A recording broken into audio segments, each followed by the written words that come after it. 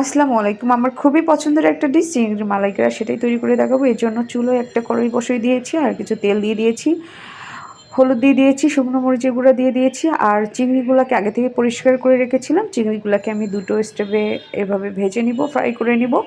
তারপরে চিংড়িগুলোকে আমি হালকাভাবে ফ্রাই করে নিলাম। তারপরে সেকেন্ড স্টেপে চিংড়িগুলোকে দিয়ে দিব। সেকেন্ড স্টেপে চিংড়িগুলো দেওয়া শেষ। আমি চিংড়ির যেহেতু আমার চিংড়িগুলো বড় সাইজের ছিল, আমি চিংড়ির পাগুলোও নিয়ে নিয়েছি। আর এটা খেতে অনেক বেশি মজা লাগে আমার কাছে, চিংড়ির থেকেও চিংড়ির পাগুলো আমার কাছে অনেক বেশি মজা লাগে। তো আমার সেকেন্ড স্টেপে চিংড়িগুলো ফ্রাই করার শেষ। এখন আমি এগুলোকে তুলে নিব। তুলে নেওয়ার পরে আমি এটাকে সাইডে রেখে দিব। এখন একটা ব্লেন্ডারের মধ্যে আমি 2 কাপ কোরানো নারকেল নিয়ে নিয়েছি আর এখানে গরম পানি দিয়ে আমি দুটোকে একসঙ্গে ব্লেন্ড করে নিব। ব্লেন্ড করা শেষ। এখন আমি একটা ছাঁকনির সাহায্যে নারিকেল থেকে নারিকেলের দুধগুলোকে বের করে নিব। একটা খন্তির সাহায্যে আমি এভাবে নারিকেলগুলোকে চেপে চেপে দুধগুলো আলাদা করে নিচ্ছি। আমি এখানে 2 কাপ নারিকেল দুধ পেয়েছি। এখন আমি এটাকে সাইডে রেখে দিয়ে একটা কড়াইয়ের মধ্যে আমি আবার কিছু তেল দিয়ে দিলাম, এলাচ, লবণ, দারুচিনি দিয়ে দিলাম। তারপরে এখানে পেঁয়াজ বাটা দিয়ে দিলাম 1 কাপ। এখন সবগুলোকে আমি ভালোভাবে এভাবে নেড়েচেড়ে নিব, একটু ভেজে নিব। একটু ব্রাউন হয়ে আসলে আমি আদা বাটা, রসুন বাটা দিয়ে দিব। তারপরে আরেকটু ভেজে নিব। নেওয়ার পরে এখানে মরিচ গুঁড়া, হলুদ গুঁড়া, লবণ দিয়ে দিব স্বাদ মতো। তারপরে সবগুলোকে আবারও আমি একটু ভেজে নিব। এভাবে আপনারা 1 থেকে 2 মিনিটের মতো ভেজে নেবেন।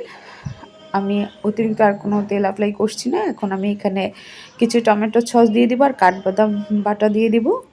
আমি এগুলো আগে থেকেই করে রেখেছিলাম। এগুলো দেখালে ভিডিওটা অনেক বেশি বড় হয়ে যেত। আমি এগুলোকে 5 মিনিট ধরে কষিয়ে নিব। এখন আমি এখানে নারকেল দুধটা দিয়ে দিব। নারকেল দুধটা দিব আর হচ্ছে 1 থেকে 2 কাপ পানি দিব। কয়েকটি কাঁচামরিচ দিয়ে দিব।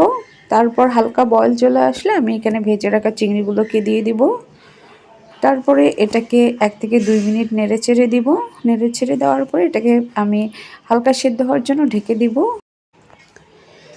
ঢেকে দিয়ে এটাকে আমি হচ্ছে 5 থেকে 10 মিনিটের জন্য রান্না করব। 5 থেকে 10 মিনিট পরে ঢাকনাটা তুলে সামান্য চিনি আর 1 চামচের মতো গরম মশলা অ্যাপ্লাই করার পরে এটাকে আমি আবারও ঢেকে দিব। আমি এভাবে আবারও এটাকে 3 থেকে 4 মিনিট রান্না করে নিব। 3 থেকে 4 মিনিট পরে আমি ঢাকনাটা তুলে ফেললাম।